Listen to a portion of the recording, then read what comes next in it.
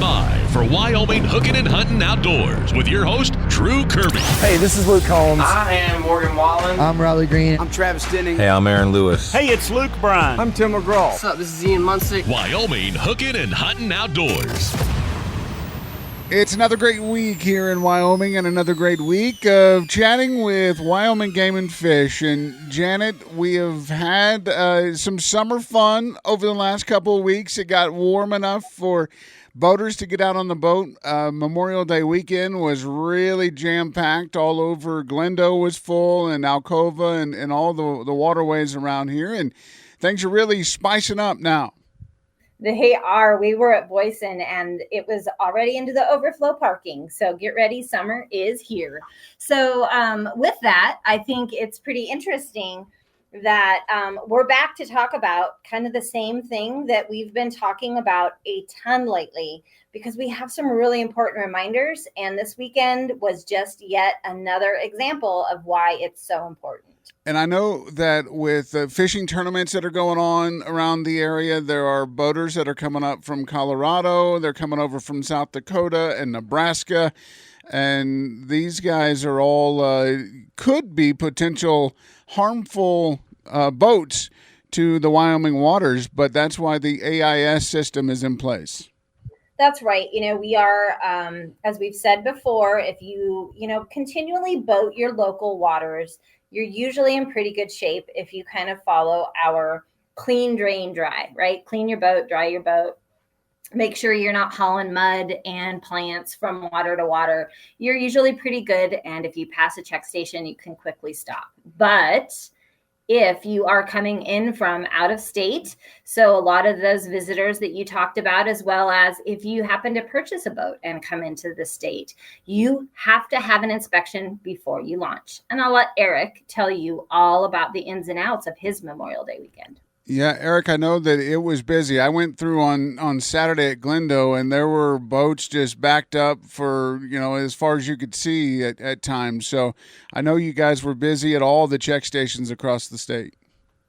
Yeah, and hopefully you didn't have too long of a wait at the check station, but it was a pretty busy weekend, pretty typical for Memorial Day, but with this warmer weather that we've been having, and everyone just came out to play. So we saw folks from all over the country and every kind of watercraft you can imagine.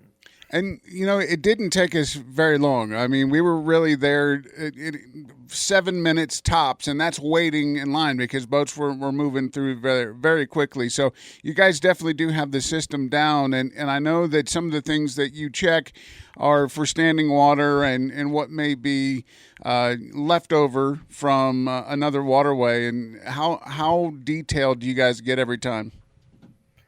So really it depends on the risk and the complexity of the watercraft. So, for example, if you have a fishing boat that you've used locally, we're checking to make sure your live well and motor are drained and that there's no mud, plants, or debris on your anchor, things like that. That can turn into a bit more of a check when we have boats coming, say a wakeboard boat from Lake Mead or Lake Powell, where they take on a large amount of water. At that point, we're having to check all those ballast systems, their sea strainers, pretty much anything that raw water could have hit. So those can take a little longer. And, we try to still get folks in and out as fast as we can while still keeping the risk low to our waters. And you over the last week or so, you have had a couple of close calls, and one of those was from a guy from Wyoming that purchased a new boat, right? Yeah, so we see that, quite a bit this time of year where folks are getting boats from out of state, and I don't blame them one bit. They're usually quite a bit lower priced than boats around here, but it is what it is.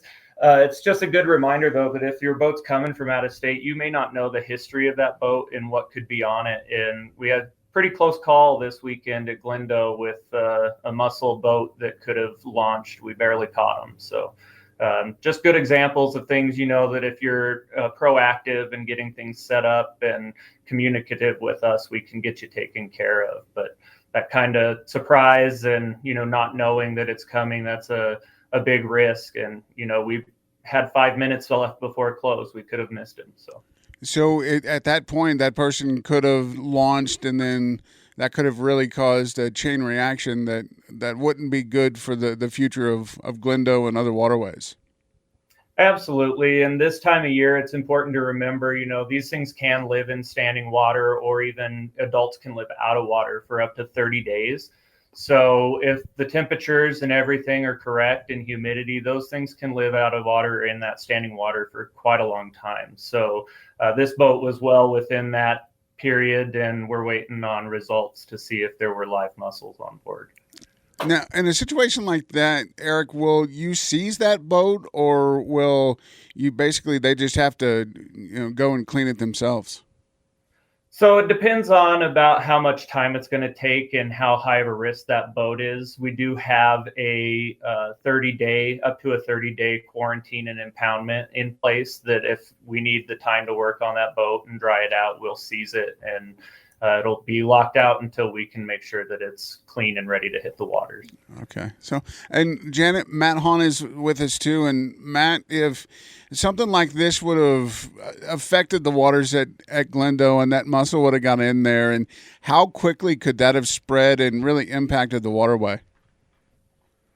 Well, those things, they reproduce at an exponential rate. So, you're talking within a few years having a full-blown infestation, or at least the potential for it, and all the bad stuff that comes along with that. Not only is there disruption to the boating community because we have rapid response plans in place to try and contain anything if we do find it. So those would get implemented, which would mean anybody that launches on Glendo would have to have a full decontamination basically upon leaving. But beyond that, there's just all the ecological damage they cause. There's disruptions to the food chain. You could potentially see a reduction in walleye production there, crappie production, everything that people go there to fish for. Not to mention all the infrastructure issues with the dam, the hydroelectric generation, all the irrigation infrastructure downstream. There's a reason these things can cause, they'll often quote billions of dollars worth of damage and costs to deal with them once they become established. So, that's why it's kind of a big deal, and why we really are trying to educate people that, if you're bringing a boat in from out of state, our check stations aren't necessarily open 24 hours a day. We have limitations on what we can staff and things like that, but it's your responsibility to get it inspected if you do come in from out of state.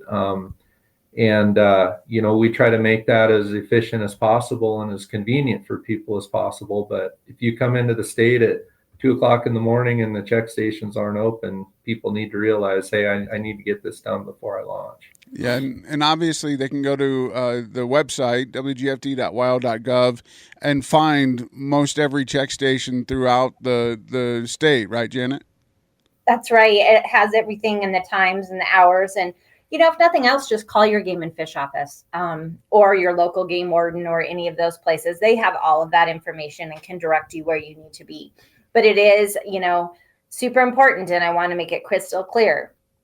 You have to have an inspection before you launch if your boat has left the state or you're bringing it in from out of state.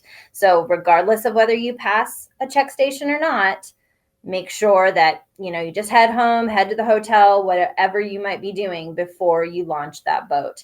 And this year, there will be tickets being issued for those folks that choose not to do that. Have heard a few rumors of folks getting pulled off of waters and sent in for inspections and lots of things like that. So we've been trying since, 2010, I think, somewhere in there, to educate people on this and to make sure that they understand the process. And now I think folks are ready to maybe face some consequences if they're not able to do that. And again, those aren't our local folks that we're concerned about. It is more of those folks that have been boating in places that have mussels, and we don't want them to come into our state. So really just to get ahead of the game and get the inspection done. And again, I sat through the line. It took us maybe 7 minutes. So that's not a whole lot of time to make sure that the future of Wyoming water is good. And Matt, I want to ask you real quick, since like Glendo is part of a reservoir system, so that means the North Platte runs into that. If something were to happen with the mussels, and they got into Glendo, could that then affect the river and then eventually affect the rest of the reservoirs along the way? Yep, you bet. They'll definitely drift downstream. So if you were to start with mussels in Glendo, then they'd pretty soon be in the river, and then in Guernsey, and then in the river below there, all the way down McConaughey would be the next stop on the system. So yeah, definitely spread downstream. So spending that few minutes to get inspected is definitely a good idea, and I know that a lot of folks are hitting it now because it's starting to warm up a little bit, Janet. That's right. And so kind of what Matt was alluding to there is, one of the reasons why we are in such a good situation here in Wyoming is we are a headwater state. A lot of our waters start here and they flow out. And so that does help us stay negative because we haven't had it flow in from other states, right? So that is something that we're really aware of, where some of the other states haven't had that opportunity, right? Let's just say their bordering state already had it and the river flows through. So just like Matt said, it will flow downstream. They will flow downstream and start an infestation. And so we are very lucky, and we want people to remind people that's one of the reasons why we do want to hit this hard. And it is pretty important to keep Wyoming the way it is, because unfortunately it's not just going to affect our recreational boaters or our fishermen if we do become positive. Again, that goes to our electrical users, our water users, irrigation. So it's everything. Very good. All right. WGFD.wyo.gov is where you go to find out about all things AIS. We'll be back on the show live from where we were just talking about, Glendo, in just a few minutes. It's Wyoming Hookin and Huntin Outdoors.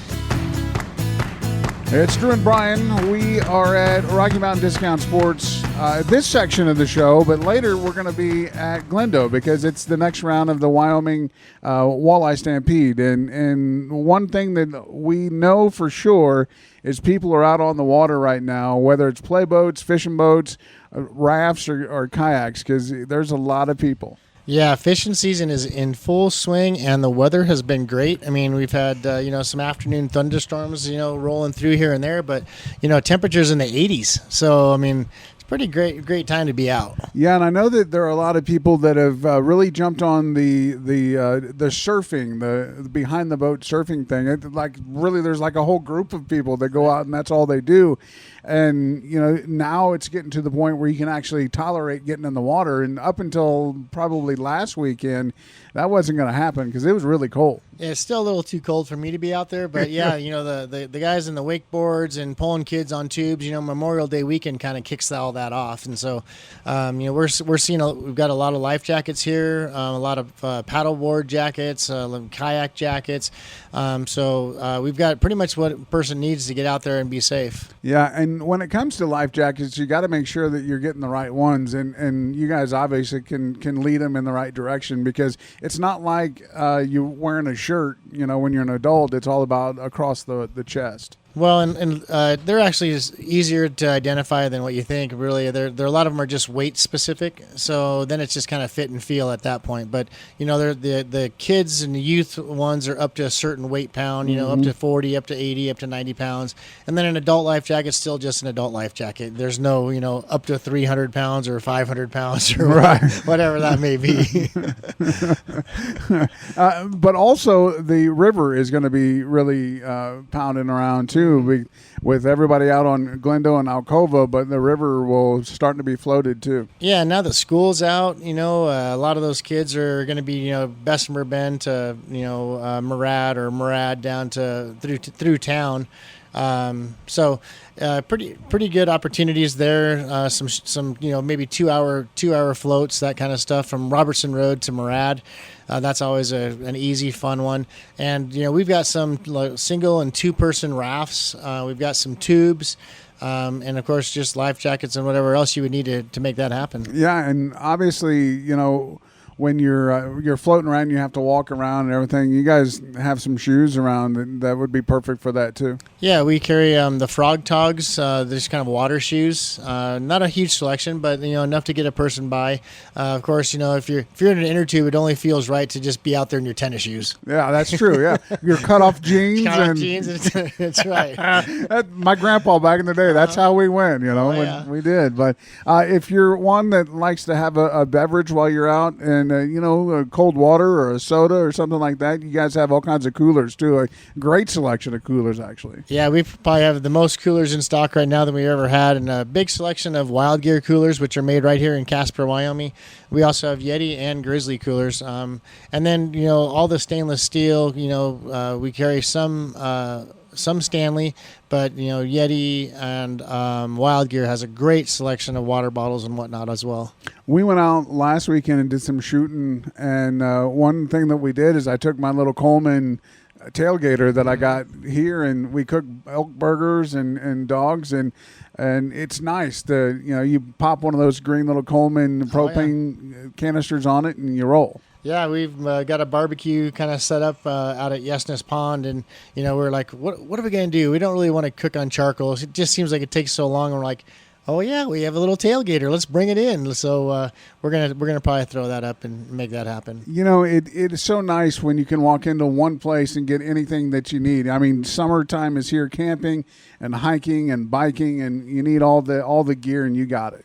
Yeah, if you can't find it, if you're probably just not looking hard enough, is kind of what I tell people, because we've got as much stuff stacked into this as most big size Cabela's. Yeah, get over here and check this out. If you haven't been over to the store for a while, there's always getting new gear, and there's all kinds of bait and tackle that you just got all the new stuff in not long ago, and you're stocked up. Yeah, and the fishing is picking up, and these higher mountain lakes, or at least higher elevation lakes like Seminole and Pathfinder. The later in the summer, like those lakes just continue to get better. So the worms and the leeches and the minnows, that's all going to play a real big factor on these local lakes here real soon. So we'll have them in stock all summer long. Get out here and check it out at Rocky Mountain Discount Sports, CY Avenue in Casper. It's Wyoming Hookin and Huntin Outdoors. It's Wyoming Hookin and Huntin Outdoors, and we are on location on Glendo. And Noah, did you just get a fish? No, he came off, but with Mike Schilling. And Mike, you're one of the guys that runs around this tournament and comes around with Ranger boats and Triton boats and all kinds of boats. And how's the boat business at this time of life? It's doing pretty good. We went through some transition from the COVID days, and, it slowed down after that. But this year we're transitioning, picking up really well. So one of the things that I love about a tournament like this is, and I'm sure for you it's kind of cool, that you go and you're like, oh, that's our boat, and that's our boat, that's our boat. But you also have a pretty good relationship with a lot of these guys that are out on the water. Awesome. Yes, we do. And, that's why I like to hit all these tournaments. You get to see all your repeat customers, find new customers, not only for the Ranger, which is sponsored here by Crowley Marine and Ranger this tournament, but you get the Tritons, the Nitros, the Trackers, all the lines that I rep, and it's just a great family. It's kind of nice to know that you guys make that big of an impact, that there are so many of this brand of boat out on the water in a lot of these tournaments. Exactly. And this morning when we cut everybody loose, what was there, 141 teams, and seeing a ton of the Rangers and a lot of our brands in it, it's very awesome to see that.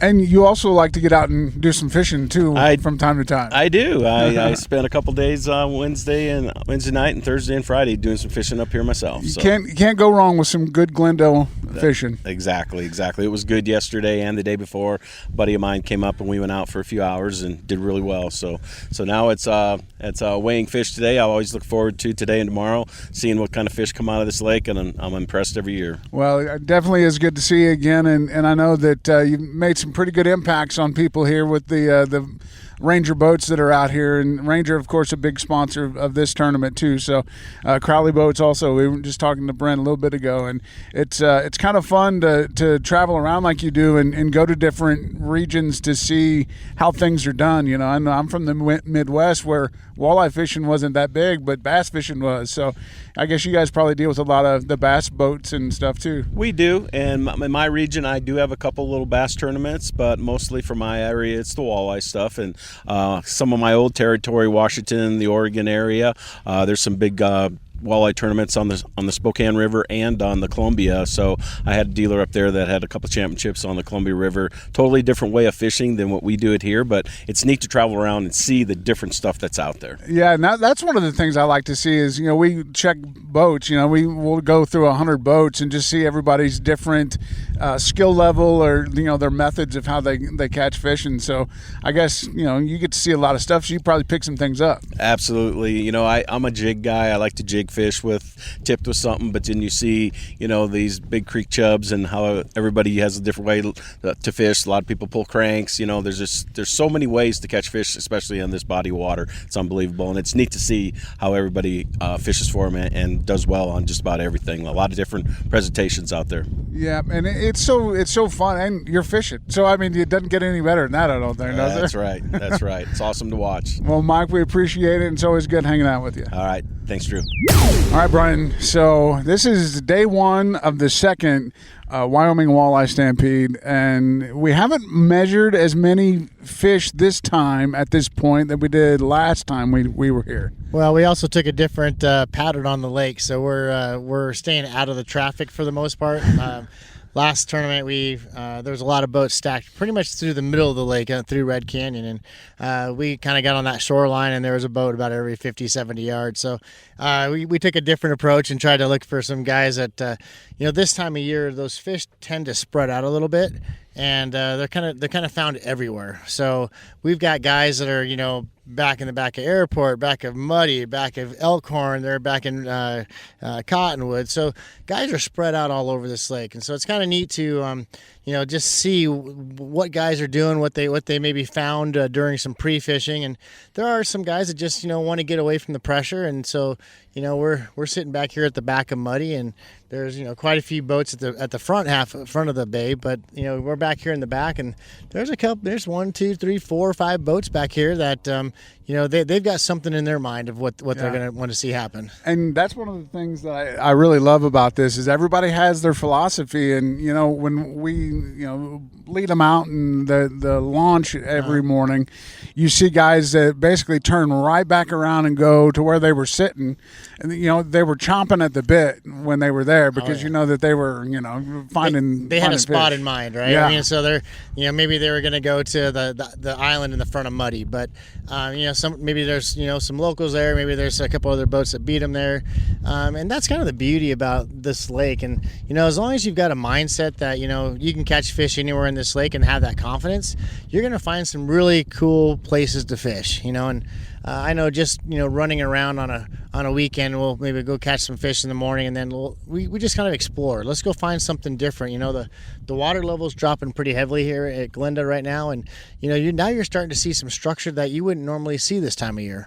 And so explore a little bit. It's not always about catching, and sometimes it takes you a little while to find a new spot that actually is productive, but there's an awful lot of fish in this lake. Game and Fish has done a good job, and if you get out there and don't take too much pressure to heart about like how many boats are out here, you'll find a spot. Yeah, and even though there are a lot of boats, I mean, there are 141 for the tournament, but then there are the locals that come out here. And absolutely. There's still areas where there's not a boat around, where, you know, where we are. We're back here in Muddy, and there's not a boat within a quarter mile from us, you know. Yeah.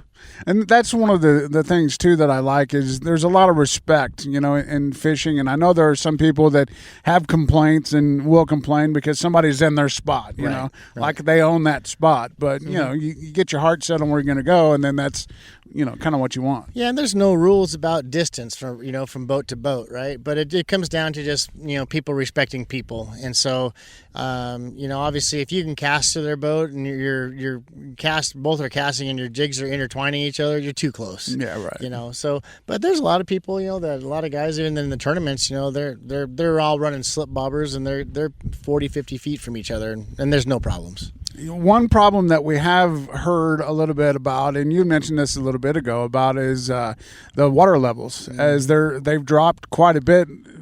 What I think like 7 feet or since the last time I was here last weekend. So you know it's at 71% or something at this point. So yeah, and then you know I talked to one of the Game and Fish guys last night, and I'm like, what is going on? And obviously the Game and Fish doesn't control the water levels. That's all handled through the Bureau of Rec, and that just depends on, you know, who's calling for water down below. So apparently, you know, Nebraska's calling, the farmers are calling for water for hay crops right now, and it's a little different than previous years. I mean, there's spots, you know, there's islands out that are exposed now that, you know, we were fishing, you know, that were 4 foot under the water, you know, a week ago. Right. But, you know, it's just one of those things that's what kind of makes reservoir fishing unique, you know, is the fluctuating water levels. It protects a lot of these fish. You know, we're sitting back here in muddy and 5 foot of water, and it's difficult to fish because there's a lot of weeds that are right up at the surface, but there's a bunch of fish in those weeds. You know, they're in there chasing minnows, they're in there chasing bugs, and the thing is to try to figure out how to get those fish out of there. And it might not be a fast and furious bite like it is on some gravel points, but, you know, those big fish are looking for a meal, and that's why they're back here. When you are traveling around a lake like this one and the water level is different, are you fishing it differently than you would on when the water is a little higher? Absolutely. You know, when you're fishing these weeds, you want to run a jig presentation that can pull through those weeds, that, you know, you're not going to be snagged up all the time, but you're trying to pull over the tops of those weeds. So that might mean that you have to lighten up your jig. Maybe you're running a twister tail or a paddle tail. And when I am on a gravel shoreline, and if there's a good minnow bite going on, you know, I'll use a plastic like a Zoom Fluke that's got a split tail presentation. A little harder to run that presentation here. You don't get much action if you're just swimming it. It's a presentation that I usually like to bounce off the bottom. But when we're in these weeds, we're just trying to pull through or over the tops of these weeds and let those fish come out of the weeds and ambush them. I think, do you got a bite up there in front? You do? Well, it looks like maybe we got some fish coming into the boat here, which is always good to see. And this being the tournament, and it's, you know, your tournament, you and Mitch do this 4 times a year, and you jump boats a lot to do some measuring. And I know that people are very critical on that because that's, you know, life or death in these tournaments is having an accurate measurement. So I know that some of the fish that we've saw today, they haven't been too big, but 1/4 of an inch is big in these tournaments. Yeah, you know, we've built our own hog troughs. We've calibrated them. We've tape measures to them just to make sure that the factory rulers that we're using they're all the same. We've seen some discrepancies over the years with some of these factory rulers that you buy and so we've calibrated all these. We've kind of worked with our weigh staff on, you know, how we want these fish measured. We flip the fish over on either side when we're measuring, because sometimes the fish might be holding, you know, some bait in their bellies that kind of raises them up and kind of shrinks them on one side, but you lay them flat on the other, and you get an extra 1/8 of an inch or 1/4 inch. So, yeah, we do the best that we can. I don't think, you know, if we were to put scales in each one of the boats, you know, or they're actually weighing the fish, I think we would have, you know, probably just as many discrepancies doing that. You know, there's always factors involved. You're on a boat that's bouncing up and down, and, you know, when does it lock in the right weight? Obviously, with the length to weight conversion, we don't have to worry about people stuffing weights in fish. I mean, I don't know that people do that in, no, you know, Ohio or anything, or bass fishing tournaments lately or anything like that, right? I mean, so it is one of the things that we don't have to worry about. And it also, we're putting fish back in the water in a timely manner. There's no fish that are staying in a live well more than 2 hours. So we've got 5 weigh boats on the water, and guys can, as they move from location to location, can stop at any one of those boats. They can't keep any more than 5 fish in a live well. We, you know, just a little while ago, we had a boat call us and say, hey, we don't want to leave our spot, but we have 5 fish. So we're pulling up our rods. We're going to sit here and wait for you to come. Okay, and it's great to be able to offer that type of a service actually to our anglers. It is, and it's so nice that the anglers that come out here, some of them their very first tournament with you, and they're a little bit nervous, but they're a little excited to get to be in one of these tournaments. Like Mike, when he comes around, he gets to see a lot of tournaments, but everybody likes to come back to this one. And I like to think that I was able to fish different circuits throughout the country. I fished the Masters Walleye circuit. I fished a couple of the National Walleye Tour tournaments. Fished a couple chamber tournaments in North Dakota. Quite a few in South Dakota. And I feel that we've kind of designed this tournament around some of the best ideas that we've found, and we've eliminated some of the things that didn't make sense. And not to say that we can't do better, but we're always taking feedback from anglers on how to improve what we're doing. Obviously we can't affect the weather, we can't affect the quality of the fish. If there's a bad spawn year, and if we had a bad spawn year this year, 3 years from now, that catchable fish is going to be less than now.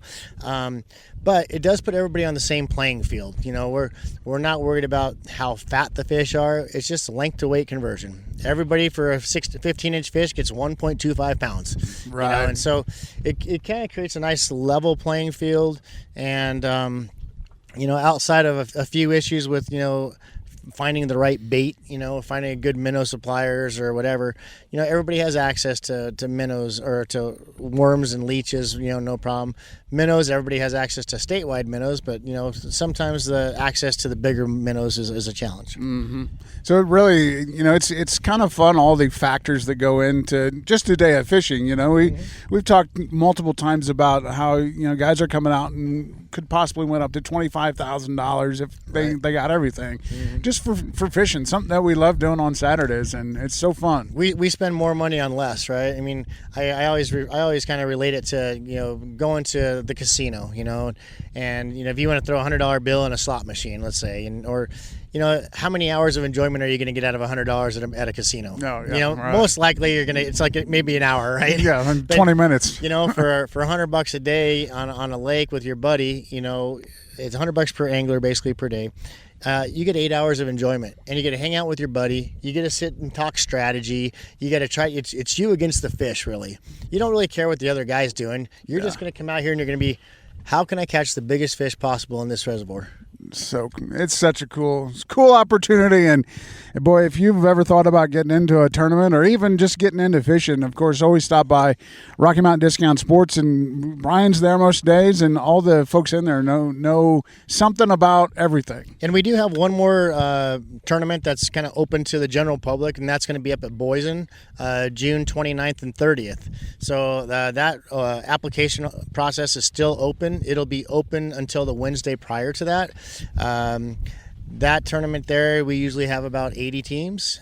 Great location, and it's kind of a nice little family vacation. If you want to get a room up in Thermopolis, bring the family, let mom and the kids go swimming during the day, and dad goes fishing, and at night, you spend time with the family, go out for dinner, and really enjoy the area. It sounds like a perfect weekend, actually. Really, it is. Family getaway. So that's right. All right, we'll have more from Glendo in just minutes. It's Wyoming Hookin and Huntin Outdoors.